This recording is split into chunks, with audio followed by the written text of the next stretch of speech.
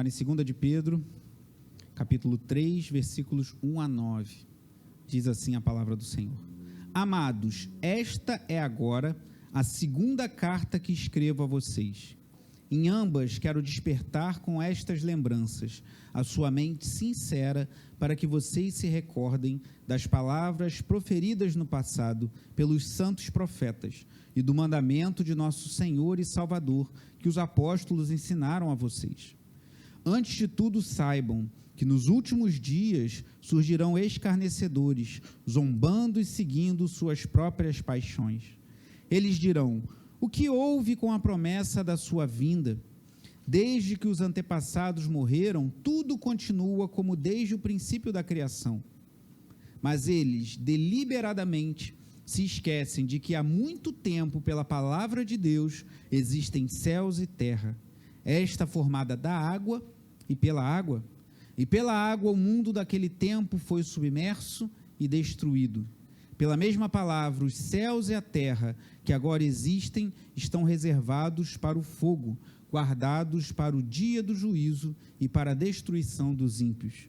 Não se esqueçam disto, amados. Para o Senhor, um dia é como 1000 anos, e 1000 anos como um dia. O Senhor não demora em cumprir a sua promessa, como julgam alguns. Ao contrário, Ele é paciente com vocês, não querendo que ninguém pereça, mas que todos cheguem ao arrependimento. Oremos. Pai amado e bendito, te louvamos pela tua palavra, Senhor, pelo privilégio de termos acesso a essa palavra, pela esperança que cantamos há pouco, temos esperança, temos futuro, Senhor, pelo Senhor ser o nosso refúgio. Deus amado e bendito, fala aos corações, ministra aos nossos corações nessa manhã, e que em tudo o Senhor seja glorificado, em nome de Jesus, amém. Os irmãos podem sentar. Essas semanas eu vivenciei algo curioso, que eu quero compartilhar com os irmãos como uma ilustração, mas não como uma história baseada em fatos reais, não uma história fictícia.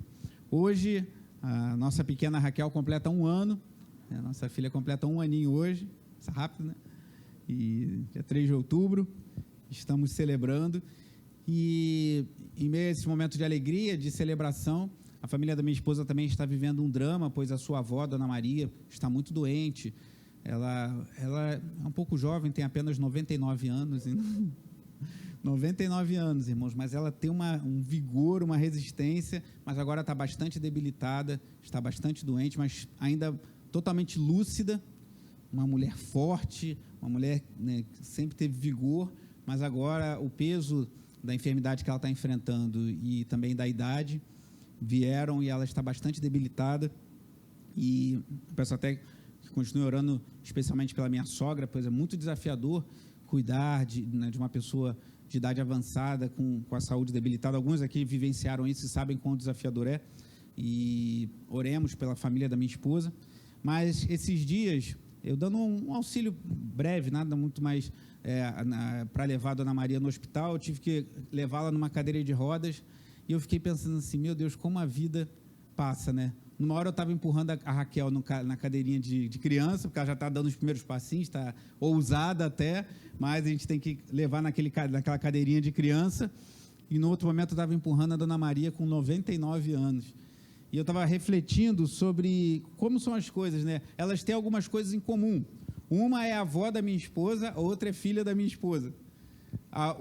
As duas, além disso, têm em comum também que estão no momento de muita dependência das outras pessoas. A Raquel é completamente dependente da gente, nós como pais. A Dona Maria também muito dependente, especialmente da sua filha, minha sogra. Mesma família, momentos similares de muita dependência de outros. Pessoa com uma idade avançada e com a saúde muito debilitada precisa de auxílio para praticamente todas as coisas, assim como uma bebê de 1 ano. E o que há de diferença entre elas? Apenas praticamente 100 anos. Vamos arredondar para simplificar. A diferença hoje da Dona Maria para a Raquel são apenas 100 anos, arredondando para simplificar. Mas ambas são da mesma família, estão no momento de dependência, uma no início da sua jornada e outra, tudo indica, caminhando para o destino de todos os homens. E por que eu estou compartilhando essa experiência como uma ilustração? que a nossa vida é muito efêmera, irmãos. Às vezes a gente acha que as coisas demoram muito, e aí quando a gente fala que o filho está fazendo aniversário, frequentemente as pessoas reagem como reagiram aqui as minhas amadas, mas já vai fazendo 1 ano, Daniel já vai fazer 5 anos, aí você conversa com alguém, vai fazer já 20 anos de casado, seu filho já vai fazer seleção para o exército, vai se alistar. A vida passa muito rápido, irmãos. E há 100 anos atrás, a dona Maria era uma Raquel. Na verdade, há 100 anos atrás, ela não tinha nem nascido. Mas, para arredondar, há 100 anos atrás, essa senhora que está muito debilitada, necessitando de cadeira de rodas, estava talvez numa cadeira de bebê, sendo embalada no colo dos seus pais. E daqui a 100 anos, se Deus permitir que a minha filha viva isso tudo, ela vai estar mais parecida, talvez, com a circunstância da dona Maria, já com uma idade avançada, debilitada, e outras crianças estarão nascendo se Jesus não voltar até lá. E daqui a 100 anos, uma coisa eu não sei, se a Raquel vai estar viva ou não, mas eu tenho quase certeza que eu não estarei, irmãos, porque poucas pessoas vivem 143 anos, e eu não sei se eu vou entrar nessa estatística, então, provavelmente eu não estarei vivo ainda, e a maioria de nós também não estará. E a nossa vida passa muito rápido, irmãos. Eu sei que quando a gente está vivendo os nossos dramas, as nossas circunstâncias, fica difícil de vislumbrar isso. Mas, se a gente olhar para trás, há 100 anos atrás, a dona Maria era uma Raquel. E daqui a 100 anos, se a Raquel viver tanto tempo, Deus assim permitir, ela estará chegando ao fim dos seus dias.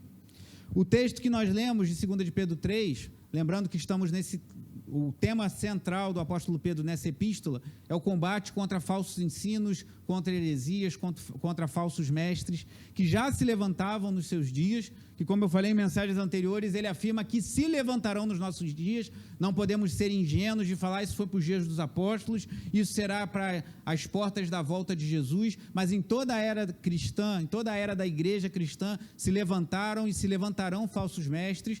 Isso a gente precisa saber para quando a gente vê alguém falando abobrinha, talvez na internet, talvez num programa de televisão, alguém falando algo, se dizendo cristão, ferindo a palavra de Deus, a gente não seja pego de surpresa, mas saiba que a palavra de Deus já nos adverte que isso aconteceria.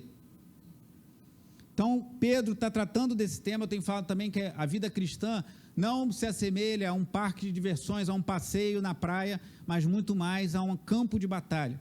E nesse trecho que nós estamos lendo hoje, que estamos nos debruçando, Pedro trata de um aspecto interessante, um aspecto específico. É como se estivesse num campo de batalha, numa guerra, e numa guerra os exércitos enfrentam várias batalhas. Às vezes um exército perde uma batalha, perde 2 batalhas, mas vence a guerra.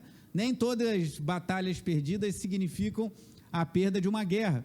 E aqui no meio dessa guerra, na batalha pela fé, pela ortodoxia, por uma fé certa, santa, pela sã doutrina, Pedro fala hoje de uma certa batalha, por assim dizer. No meio dessa guerra de falsos ensinos, ele hoje, nessa parte que vamos ver hoje, ele trata de uma batalha específica, que é a questão da escatologia, o estudo da consumação de todas as coisas. Como falsos mestres, por vezes, jogam para escanteio a certeza que nós temos da volta de Jesus Cristo. Talvez você já tenha ouvido de alguém que sabe que você é cristão, sabe que você está buscando a Deus, sabe que você crê nas Escrituras, alguém, às vezes um amigo, um colega de trabalho, um familiar, um vizinho, talvez tenha falado para você assim: você acredita mesmo que Jesus vai voltar? Eu já ouvi essa história que Jesus morreu, ressuscitou, subiu aos céus, porque tem muitas pessoas que sabem muitas coisas. Às vezes a gente acha que todo mundo que a gente vai evangelizar não sabe de nada, e algumas pessoas realmente não sabem. Eu, particularmente, quando não era cristão, eu era ateu e não conhecia nada da Bíblia. Quando comecei a ler a Bíblia, eu comecei a ver que eu não sabia de nada, irmão. Tem pessoas assim, mas muitas pessoas já têm muitas informações. E talvez alguém já tenha pregado o evangelho para essa pessoa, talvez essa pessoa já tenha até frequentado uma igreja, e ela fala: eu sei que Jesus, vocês creem que Jesus morreu, ressuscitou, que ele subiu aos céus, mas você crê mesmo que Jesus vai voltar? Você nunca ouviu isso de alguém? Eu já ouvi. Você crê mesmo nessa história que Jesus vai vir nos céus com muito poder e vai acabar tudo? Você não acha isso muito estranho? Se você ouviu isso, você ouviu o tipo de frase, o tipo de argumentação, o tipo de objeção que Pedro ouvia nos seus dias e que serão feitos até o fim, porque até o fim pessoas questionarão se Jesus Cristo vai voltar ou não, mas isso é essencial para a nossa fé. Então aqui vamos nos debruçar nessa parte que lemos, primeira parte do capítulo 3, primeiro Pedro começa nos 2 versículos falando das lembranças que nós como fiéis e amados do Senhor precisamos ter. Depois, versículos 3 a 7, ele fala dos escarnecedores, aqueles que zombam da fé, E por final, versículos 8 e 9, ele fala do tempo e da longanimidade de Deus contra a impaciência dos homens. Então, primeiro, as lembranças que precisamos ter como fiéis e amados do Senhor, os zombadores e seu destino, segundo ponto. E terceiro, a longanimidade de Deus contra a impaciência nossa como seres humanos. Primeira parte, versículo 1, Pedro diz assim: amados, esta é agora a segunda carta que escrevo a vocês. Olha que interessante, Pedro chama esses irmãos de amados. Eu falei na mensagem anterior, citando um autor, que Pedro tinha um coração pastoral. Por que que Pedro está essa carta toda falando tanto de falsos ensinos? O capítulo 2, ele é muito duro, irmãos. Ele bate muito firme, a gente falou sobre isso nas mensagens anteriores. No capítulo 2, versículo 1, ele fala: no passado surgiram falsos profetas no meio do povo, como também surgirão. Por isso que eu estou falando, Pedro fala que vai surgir entre vocês falsos mestres. Estes introduzirão secretamente heresias destruidoras, chegando a negar o soberano que os resgatou, trazendo sobre si mesmos repentina destruição. Capítulo 2, versículo 2, muitos seguirão os caminhos vergonhosos desses homens. Então Pedro está falando ali o tempo todo, ó, vai surgir pessoas que vão, ele usa até uma redundância aqui, heresias destruidoras. Heresia, por definição, já é algo ruim, mas Pedro dá uma qualificada, ele fala heresias destruidoras, e que muitos seguirão os caminhos. Então, como eu falei em mensagens anteriores, não se impressione se você vê alguém pregando um falso evangelho e essa pessoa ter muitos seguidores nas redes sociais, e isso já está escrito que aconteceria. Mas por que que Pedro bate tão firme, ele se preocupa tanto com esse assunto? E eu falei na mensagem anterior que, primariamente, porque Pedro é um pastor, que Pedro ouviu dos lábios do próprio Senhor Jesus Cristo: apacenta as minhas ovelhas 3 vezes. Jesus falou isso para o apóstolo Paulo, para o apóstolo Pedro: apacente as minhas ovelhas, e faz parte do trabalho de um pastor, de um líder espiritual, de alguém que tem sob suas responsabilidades cuidar de um rebanho, alimentar com a palavra de Deus, mas afugentar os lobos, como disse alguém. Então Pedro, com esse amor, esse carinho pastoral, ele chama os irmãos de amados 3 vezes aqui no capítulo 3, e a primeira no versículo 1. E ele continua aqui, ó, é a segunda carta, possivelmente fazendo menção à sua primeira carta, mas não sabemos ao certo. E ele continua em ambas, versículo 1 do capítulo 3, quero despertar com estas lembranças a sua mente sincera, para que vocês se recordem das palavras proferidas no passado pelos santos profetas e do mandamento de nosso Senhor e Salvador que os apóstolos ensinaram a vocês. Então ele quer nos despertar, e aqui, irmãos, eu aprendo algo que a Bíblia fala, Paulo também fala isso aos Filipenses, Filipenses capítulo 3, o apóstolo Paulo escrevendo aos Filipenses fala: não é pesado para mim, é segurança para vocês que eu fale as mesmas coisas. Por isso que a gente tem que estar na igreja, por isso que a gente tem que ouvir a palavra de Deus, por isso que a gente tem que celebrar a ceia. Nós cremos que a ceia é mais do que um memorial, mas também é um memorial, lembrarmos o que Jesus Cristo fez por nós. Nós precisamos, irmão. Certo autor disse que os homens muitas vezes precisam mais ser lembrados do que informados.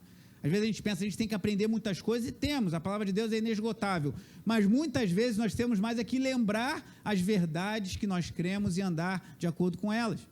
Vocês irmãos aqui que passaram pelo batismo recentemente, saibam que vocês aí têm muito a aprender da palavra de Deus, mas aquele pacotinho ali que vocês aprenderam nos 3, 4 meses de aula que vocês receberam, ali você tem um fundamento da fé que vocês não podem esquecer, e nenhum de nós pode, e precisamos ser lembrados disso constantemente. João Calvino, o reformador lá de Genebra, ele fez uma comparação muito interessante no seu comentário de 2 de Pedro. Ele fala que se nós não formos lembrados das mesmas coisas, né, lá em Provérbios 29 fala que não havendo profecia o povo se corrompe. Se nós não formos lembrados, não formos orientados, a gente vai como se fosse enferrujando. Vou pedir aí a ajuda do Mateus para colocar uma frase do Calvino. Pode passar. Mais à frente um pouquinho. Espera aí que já vai aparecer ali enquanto sober uma água. Pronto. Esse é o texto, pode passar mais um pouquinho? Aí, pode voltar. Isso aí, apaga essa luz aqui, por favor, Mateus, aí do teu ladinho, assim. É a outra. Isso aí são imagens de quê? Você consegue identificar? É fácil. É que a luz é um pouco... São correntes, mas essas correntes estão boas? Estão muito enferrujadas. O que acontece com essas correntes se você for usá-la enferrujada desse jeito ou se enferrujar mais? Vão arrebentar e não vão servir para a sua função.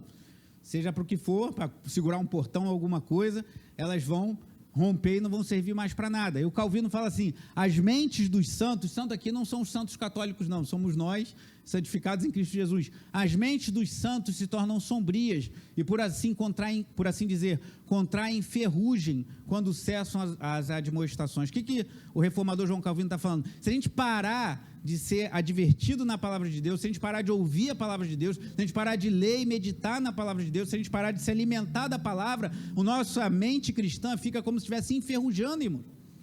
E com a mente enferrujada, com uma vida espiritual cheia de ferrugem, a gente não vai conseguir viver de acordo com a vontade de Deus. Pode passar mais um. Ele fala assim, ó, e é engraçado que muita gente fala, Calvino defende a doutrina da eleição, mas se você crê que uma vez que Deus te salvou, você já foi salvo, você não perde a sua salvação, isso vai levar as pessoas a viverem de uma vida despreocupada, Deus já me salvou, está tudo certo. Mas olha o que o Calvino, não que alguns que falam de Calvino falam, mas o que o próprio Calvino fala, sejamos tão diligentes, diligente é você ser cuidadoso, preocupado, quanto nos cabe na meditação dos profetas do Evangelho. O que é profetas do Evangelho? É a Bíblia. Então seja diligente na meditação, não é só ler assim, ler batido, Simão Pedro serve o apóstolo Jesus Cristo. Não, meditar nessa palavra. Sejam tão diligentes quanto nos cabe na meditação dos profetas do Evangelho. E se nossas mentes às vezes contraem ferrugem, ele fala de novo, e se tornam obscurecidas pelas trevas, isso se deve à nossa indolência. O que é indolência? É você descansar, depois eu leio a Bíblia, depois eu oro, outro dia eu faço isso. Então o que ele está falando? Se a gente tiver ferrugem na nossa mente, é porque a gente não está meditando como devia na palavra de Deus e na oração, irmãos. Obrigado, Mateus. Então, muitas pessoas hoje estão fracas na fé porque não têm se dedicado à palavra de Deus, irmãos. E isso é urgente a gente entender. E mesmo Calvino, que muitos falam assim, mas Calvino falava de eleição, falava que uma vez você foi salvo, você não vai perder mais, Deus garante, você está ligado a Cristo, você não vai perder mais sua salvação, mas ele diz que a gente precisa da oração. Tem um capítulo nas Institutas, somente dedicado à oração, ao tema da oração, as Institutas de João Calvino, e ele fala da importância de não sermos indolentes, de estarmos meditando na palavra de Deus, para que a nossa mente cristã não se torne, por assim dizer, enferrujada. Então, mas o que a gente precisa ter na nossa cabeça? E é o versículo 2 que nós já lemos, diz, as palavras proferidas no passado pelos santos profetas e do mandamento de nosso Senhor e Salvador que os apóstolos ensinaram a vocês. Abrem Efésios 2, por favor. Volta um pouquinho na sua Bíblia para Efésios, capítulo 2.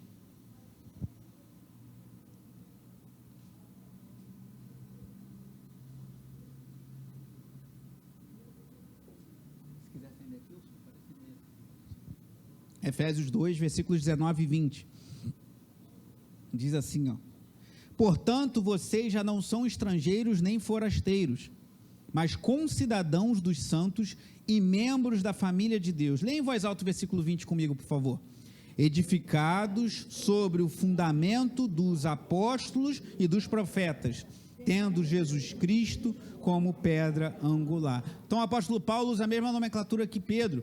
Os profetas faz referência ao Antigo Testamento, os apóstolos ao Novo Testamento. Então a nossa fé, irmãos, não é uma fé que a gente está em busca de novidade, não é uma fé perdida no espaço, uma fé que não tem uma base. Nós temos um escopo. Eu, quando trabalhei muito tempo com projetos, os irmãos sabem, e quando a gente ia fazer um projeto, sempre tinha um escopo. Qual é o projeto? Seja desde uma reforma de uma subestação de elétrica dentro de uma planta industrial, o escopo é fazer a reforma, fazer uma adição, crescer um pouquinho alguma coisa, seja fazer uma estação de metrô. Você tem um escopo. O que você foi chamado para fazer? Você tem que fazer isso, aquilo, outro. E a gente tem um escopo, irmãos, a gente tem um fundamento, a gente tem o que seguir, a gente não está perdido. Deus nos deixou a sua palavra, e nós não precisamos de novidades, mas nós precisamos nos lembrar dos ensinos antigos que Deus nos deu e que o Espírito Santo ilumina para entendermos. Porque também não basta sairmos lendo as Escrituras de qualquer maneira, mas precisamos que o Espírito Santo ilumine para que isso vire vida em nossos corações e não crie a ferrugem, como diz João Calvino. Então, irmãos, nós precisamos, eu e você, precisamos ser lembrados constantemente das verdades do Evangelho. Nós precisamos meditar na palavra de Deus constantemente, senão a nossa vida cristã, a nossa mente cristã vai ficar enferrujada, irmãos. Guarde isso no teu coração. Não é porque o pastor é chato, fica falando toda hora você tem que ler a Bíblia, ou o professor de escola dominical, ou os professores e professoras da escola infantil ficam falando para o seu filho, leia a Bíblia, aprenda a Bíblia, porque isso é vida para nós, irmãos.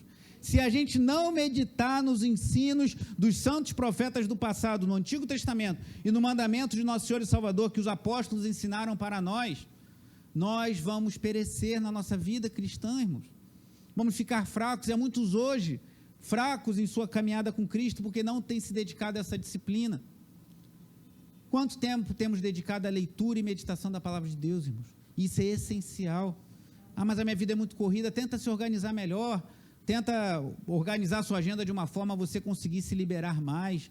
Peça a Deus sabedoria. Lá em Tiago 1,5, a palavra de Deus diz, se alguém carece de sabedoria, peça ao Senhor que dá liberalmente, mas eu não sei o que fazer. Pede ao Senhor, procura um irmão, uma irmã mais maduro na fé, me ajuda a pensar como eu posso organizar minha vida para ter mais tempo, para me dedicar à leitura e à meditação da palavra de Deus. Uma sugestão é que você pense não primeiro no que você tem que fazer, mas no que você tem que deixar de fazer, que vivemos numa geração muito distraída, que tem muitas coisas que aparentemente a gente tem que fazer e que a gente não tem. Você não tem que necessariamente assistir aquela série até o final, você não tem que necessariamente todo dia assistir alguns programas. É bom a gente estar informado sobre política, sobre acontecimentos gerais, mas se nos distrairmos, dedicamos tempo demais a isso. Enfim, cada um deve fazer a sua própria reflexão, mas o que nós não podemos é deixar de meditar na palavra de Deus, no ensino dos santos profetas no Antigo Testamento e dos santos apóstolos de Jesus Cristo. Aquele versículo que os irmãos sabem que eu gosto muito, que foi tema do nosso retiro do ano passado, Atos 2,42, diz que aquela igreja, a igreja de Atos, uma igreja vigorosa, que tinha acabado de receber 3.000 novos convertidos, ela perseverava na doutrina dos apóstolos e nas orações, no partir do pão e na comunhão. Precisamos perseverar na doutrina, irmãos, assim como na oração. E aí Pedro passa, o segundo ponto, a falar dos escarnecedores, a partir do versículo 3. Ele diz, antes de tudo saibam que nos últimos dias surgirão escarnecedores zombando e seguindo suas próprias paixões. Vá comigo a 2 Timóteo, capítulo 3, volte um pouquinho na sua Bíblia, você vê que o apóstolo Paulo fala algo muito semelhante, 2 Timóteo 3,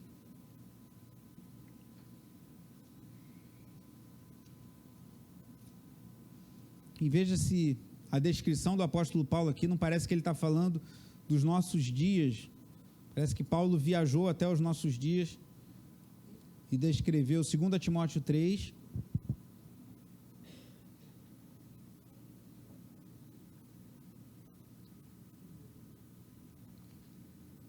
E se você não conhece pessoas que se encaixem nesse perfil que o apóstolo Paulo diz aqui, em 2 Timóteo 3, a partir do versículo 1. Saiba disto, nos últimos dias, e uma observação, nós já vivemos nos últimos dias, como você pode ver, lá em Atos 2, na descida de Pentecostes, a aplicação da profecia de Joel, nós já estamos nos últimos dias. Voltando lá a 2 Timóteo, nos últimos dias sobrevirão tempos terríveis. Os homens serão egoístas, avarentos, presunçosos, arrogantes, blasfemos, desobedientes aos pais, ingratos, ímpios, sem amor pela família, irreconciliáveis, caluniadores, sem domínio próprio, cruéis, inimigos do bem, traidores, precipitados, soberbos, mais amantes dos prazeres do que amigos de Deus, tendo aparência de piedade, mas negando o seu poder. Afaste-se desses também. E quando Paulo fala isso, tendo aparência de piedade, ele está falando que essas pessoas com todas essas características horríveis, sem amor pela família, sem domínio próprio, cruel, inimigo do bem, blasfemo, desobediente aos pais, talvez alguns deles tivessem uma capa de religiosidade, que tem aparência de piedade, mas pessoas com uma vida totalmente contrária ao que a palavra nos ensina. E Paulo fala o quê? Afaste-se desses também. Então nós vivemos nesses dias, precisamos estar com olhos abertos, irmão. Não é que a gente vai cortar relações com todas as pessoas, mas temos que tomar muito cuidado com a nossa vida, irmãos, porque vivemos numa sociedade muito complicada, e essas características terríveis que vimos aqui em 2 Timóteo 3 estão muito presentes. Talvez você conheça pessoas ímpias, pessoas desobedientes aos pais, pessoas que não honram a sua família, e precisamos tomar cuidado com isso. Mas voltando lá a 2 de Pedro 3, versículo 4, é aquela pergunta que eu falei no início, que talvez você já tenha ouvido como eu. 2 de Pedro 3, 4. Eles dirão, o que houve com a promessa da sua vinda, falando da vinda de Jesus, desde que os antepassados morreram, tudo continua como desde o princípio da criação. Em outras palavras, é aquela pessoa que te falou o que eu falei no início. Mas que história é essa que Jesus vai voltar? Eu ouço essa história quer dizer, eu não ouço porque eu não estava vivo há 2000 anos, né? Mas essa história é contada há 2000 anos e Jesus não voltou até hoje. Você acredita mesmo nisso? Jesus falou isso há 2000 anos atrás, todo mundo fala isso, esse tempo todo a igreja está falando, Jesus vai voltar, e cadê que Jesus não voltou? É exatamente isso que eles estavam questionando, esses falsos mestres, esses falsos ensinadores. E aí, voltando aí, mais uma citação do João Calvino, ele fala algo muito forte, que é o seguinte, deixa eu aparecer daqui a pouquinho, achei essa frase dele muito forte, muito chocante até, vamos ver que ele, olha o que ele diz: Satanás aponta diretamente para a garganta da igreja, quando destrói a fé na vinda de Cristo. Pensa como se fosse assim, você num campo de batalha com uma espada, se o inimigo te ferir na garganta, o que vai acontecer? Se tiver um corte na garganta, você vai morrer rápido. Então o que Calvino fala? Satanás aponta diretamente para a garganta da igreja quando destrói a fé na vinda de Cristo. O que ele está dizendo? Quando o diabo quer botar na nossa mente dúvidas sobre a volta de Jesus, ele está querendo desferir um golpe mortal na igreja, irmãos. Se a gente perder a esperança de que Cristo vai voltar e reestruturará todas as coisas, trará a nós novos céus e nova terra, e viveremos para sempre com o Senhor, isso vai minar a nossa fé, irmãos. E Satanás sabe disso, e ele tenta minar a nossa fé, e isso o próprio João Calvino disse. Obrigado, Mateus. Seguindo lá, versículo 5, mas eles deliberadamente esquecem de que há muito pela palavra de Deus existem os céus e a terra, esta formada da água e pela água. Pedro aqui está falando lá de Gênesis, irmãos. Gênesis capítulo 1, você pode ler em casa depois, quando fala que a terra estava sem forma e vazia, o Espírito do Senhor pairava sobre as águas, e depois fala que Deus criou as águas, Deus criou os mares, criou as terras, criou o firmamento. Então ele está falando, pela palavra de Deus, Deus fez com que sejam criados os céus e a terra, e Deus usou a água para formar todas as coisas. Só que essa mesma água que Deus usou para formar todas as coisas, o versículo 6 ele fala, e pela água o mundo daquele tempo foi submerso e destruído. E aqui Pedro está fazendo menção novamente, como fez no capítulo 2, ao dilúvio, a história lá de Noé. Vá comigo lá em Gênesis capítulo 6. Gênesis, esse é fácil de encontrar, primeiro livro da Bíblia, capítulo 6.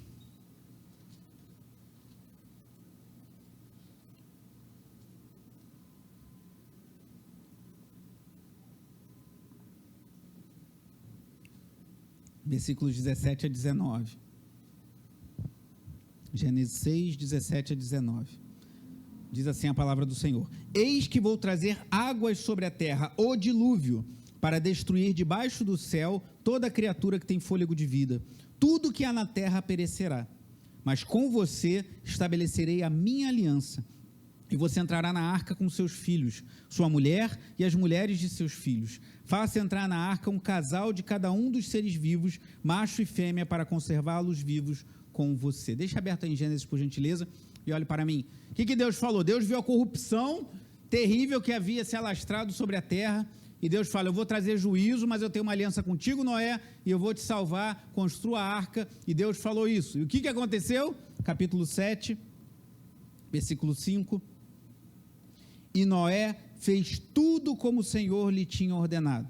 E continua, Noé tinha 600 anos de idade, quando as águas do dilúvio vieram sobre a terra. Noé, seus filhos, sua mulher e as mulheres de seus filhos entraram na arca por causa das águas do dilúvio. Casais de animais grandes, puros e impuros, de aves e de todos os animais pequenos que se movem rente ao chão, vieram a Noé e entraram na arca, como Deus tinha ordenado a Noé.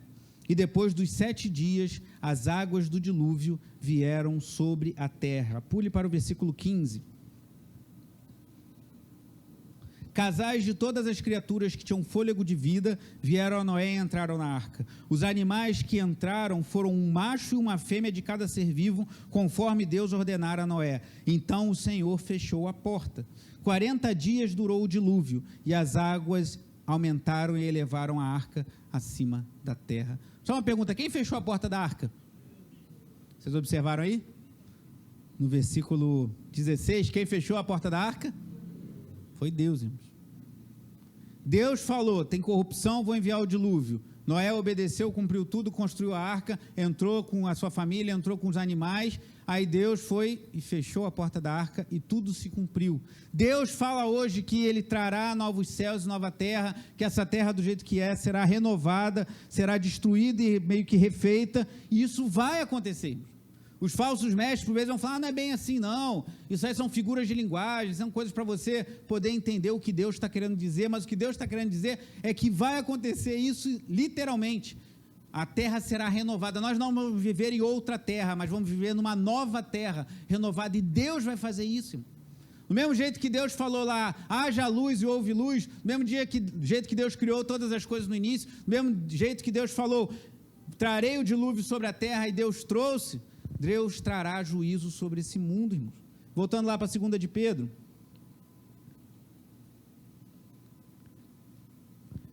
Versículo 7, capítulo 3, versículo 7. Pela mesma palavra, os céus e a terra que agora existem, estão reservados para o fogo, guardados para o dia do juízo e para a destruição dos ímpios. Então, mesmo Deus que falou, vou trazer o dilúvio e trouxe, Ele vai renovar pelo fogo. O fogo na Bíblia normalmente está associado ao juízo de Deus. Então Deus vai renovar todas as coisas e os ímpios serão destruídos no dia do juízo. E a gente precisa estar com isso bem atento. O Salmo 1, versículo 6 fala que o Senhor aprova o caminho dos justos, mas o caminho dos ímpios leva à destruição. O caminho dos ímpios, o caminho dos zombadores, o caminho dos escarnecedores leva à destruição. Não se associe com eles. O Salmo 1 mesmo no início diz, né, como é feliz o homem que não segue o conselho dos ímpios, não se assenta na roda dos escarnecedores, não segue a conduta dos pecadores e nem se assenta na roda dos escarnecedores. Então, se afaste, pregue o evangelho, mas não tenha uma aliança, porque os ímpios que não se renderem, não se arrependerem e se renderem a Cristo, serão destruídos, é o que a Bíblia fala. E o Deus que falou lá no passado que ia destruir e destruiu, destruirá no futuro, irmãos. Isso não é para a gente ficar com medo, nem horrorizado, mas para a gente saber que o nosso Deus, quando fala, Ele cumpre. E se Ele está falando agora que vai fazer, Ele vai cumprir. Mas talvez você se pense assim, eu entro no terceiro e último ponto agora, mas isso demora muito. Tudo bem, estão falando que há 2000 anos Jesus não voltou ainda, mas a gente crê que Ele vai voltar, mas está demorando, né? Parece que está levando tempo demais. Afinal de contas, eu falei no início de 100 anos, praticamente, que tem a avó da minha esposa, mas para nós é muito tempo, 100 anos, imagina 2000 anos. E aí Pedro, aqui o último ponto, falando sobre a longanimidade de Deus e a nossa impaciência como homens, versículo 8, Pedro diz assim, não se esqueçam disto, amados, olha de novo ele com seu coração amoroso, amados, para o Senhor um dia é como 1000 anos, e 1000 anos como um dia. O Senhor não demora em cumprir sua promessa, como julgam alguns, diz o início do versículo 9. Então, irmãos, o tempo para nós é algo muito diferente do tempo para Deus. Deus tem uma outra perspectiva do tempo que nós não podemos alcançar e nunca alcançaremos, pois nós não somos nem nunca seremos, como dizem alguns falsos ensinos aí, algumas religiões que falam que um dia todos se tornarão Deus. Isso aí não é o que a Bíblia ensina. Há uma separação entre o Deus Criador e a sua criação. Nós somos criaturas de Deus, que fomos feitos filhos de Deus pelo sacrifício de Jesus Cristo. Mas para nós é muito tempo, mas para Deus não é. E aqui Pedro está fazendo menção ao salmo que lemos no louvor, o Salmo 90, que fala sobre isso, a diferença entre 1000 anos para nós e para Deus. Então o tempo para Deus é outro. Vou colocar aí uma frase do Michael Green, ele fala assim, ó, pode voltar, acho que tem um antes, não tem? Vê se tem um. É só esse mesmo? Pode ser esse. O Salmo 90 contrasta a eternidade de Deus com a brevidade da vida humana. Se você quiser ler o Salmo 90 que nós lemos no louvor, um trechinho depois em casa. O Salmo 90 ele contrasta como Deus é eterno e como a gente é breve, a nossa vida passa rápido. E 2 de Pedro contrasta a eternidade de Deus com a impaciência das especulações humanas. A gente fica impaciente, mas Deus volta logo, resolve logo esse negócio, volta logo de uma vez. Por que o Senhor não resolve tudo e acaba logo com esse sofrimento? Por que o Senhor não acaba com a dor, acaba com a enfermidade, acaba com a pandemia? Volta logo, Jesus, e resolve tudo de uma vez. Não é assim que muitas vezes nós pensamos, mas olha o que ele diz no versículo 9. O Senhor não demora em cumprir sua promessa, como julgam alguns. Ao contrário, Ele é paciente com vocês, não querendo que ninguém pereça, mas que todos cheguem ao arrependimento. Eu falei aqui algumas semanas atrás, e o R.C. Sproul fala isso também no seu comentário de 2 de Pedro. Se Jesus tivesse voltado há 100 anos atrás, nenhum de nós aqui teria sequer chegado a viver. E a gente pode chegar mais perto. Se Jesus tivesse voltado há 10 anos atrás, talvez alguns que aqui estejam não teriam chegado à fé. Se Jesus tivesse voltado há 20 anos atrás, um grupo maior, se Jesus tivesse voltado há 30, 40, 50 anos atrás, talvez nenhum de nós, talvez já estivéssemos vivos, mas não teríamos rendido-nos à fé em Jesus Cristo. Então, quando você pensar isso, mas por que Deus está demorando? Alguém te perguntar, mas está demorando demais, 2000 anos e Jesus não voltou ainda? Fale isso, é que Ele está dando oportunidade para nos arrependermos. Você pode usar isso para pregar o evangelho para essa pessoa. Ela fala, mas será que isso é verdade? Jesus não voltou até hoje. Ele não voltou até hoje para que pessoas como você e eu tenhamos a oportunidade de ouvir o evangelho, nos arrependermos dos nossos pecados e colocarmos nossa fé em Jesus Cristo. E eu já fiz isso. E se você não fizer, e Jesus voltar amanhã, para onde você vai? Você já pensou sobre isso? Você está pregando o evangelho para essa pessoa. Você está anunciando a Jesus Cristo. Você está reclamando que Ele não está voltando logo, que está demorando muito, ou que isso não é verdade porque não aconteceu ainda? Tudo bem, se Ele voltar amanhã, como é que você vai estar diante dele? Qual será a sua resposta? Aonde você vai passar a sua eternidade? Então Pedro explica que o fato de Jesus não ter voltado ainda e Deus ter consumido todas as coisas, não é por causa da incapacidade de Deus, mas é por causa da sua longanimidade.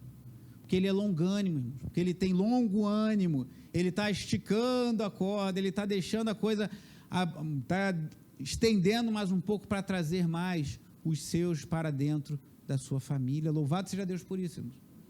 Porque se Jesus tivesse voltado há 25 anos atrás, eu não estaria aqui, nem estaria no céu, nem em novos céus e nova terra, e talvez você também. Então o que Pedro está falando, quando te questionarem os falsos, homens impuros, homens que se entregam aos seus prazeres, mas vamos viver a vida mesmo, Jesus não voltou até agora, Ele não deve voltar mais não. Lembre-se, Ele vai voltar, e pode ser hoje, mas se Ele não voltou ainda, é que Ele está dando uma oportunidade, para que mais pessoas se acheguem a Ele. E esse versículo alguns usam, para tentar justificar, que diz assim, no final, não querendo que ninguém pereça, mas que todos cheguem ao arrependimento. Será que aqui Pedro está ensinando um universalismo? O que é universalismo? A crença de que todos vão ser salvos. Eu já ouvi até ditos pastores falando que se o universalismo fosse verdade, ele até gostaria de crer assim. Cremos que no final das contas Deus vai salvar todo mundo, porque Deus é misericordioso, Deus é amoroso, Ele não vai ter coragem de condenar ninguém, então Deus vai salvar todo mundo no final e vai dar tudo certo. Será que é isso que Pedro está falando? Certamente não, porque no versículo 7, no final, ele fala que guardados para o dia do juízo e para a destruição dos ímpios. Então, o próprio apóstolo Pedro, um pouquinho antes, já fala que haverá uma destruição dos ímpios. Então, como é que todo mundo vai se salvar?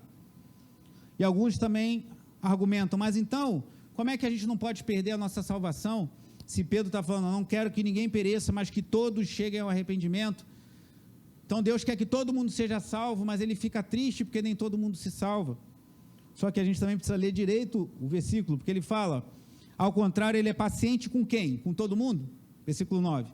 O Senhor não demora em cumprir a sua promessa, como julgam alguns. Ao contrário, Ele é paciente com todo mundo. Está escrito isso? Está escrito, Ele é paciente com... Quem são os vocês? São aqueles que Pedro falou lá no início, irmãos. Capítulo 1, versículo 1, Simão Pedro, servo e apóstolo de Jesus Cristo, àqueles que mediante a justiça de nosso Deus e Salvador Jesus Cristo, receberam conosco uma fé igualmente valiosa. Então é para esses que Pedro está falando, que Deus não quer que ninguém pereça, mas que todos cheguem ao arrependimento, e o próprio Deus garante isso, irmãos. Que quando ele coloca em nossos corações uma fé verdadeira, quando Ele tira o coração de pedra, obra do seu Espírito, e coloca o coração de carne, Ele garante que nós perseveraremos até o fim. Mas nós temos também que vigiar para que a nossa mente cristã não fique enferrujada.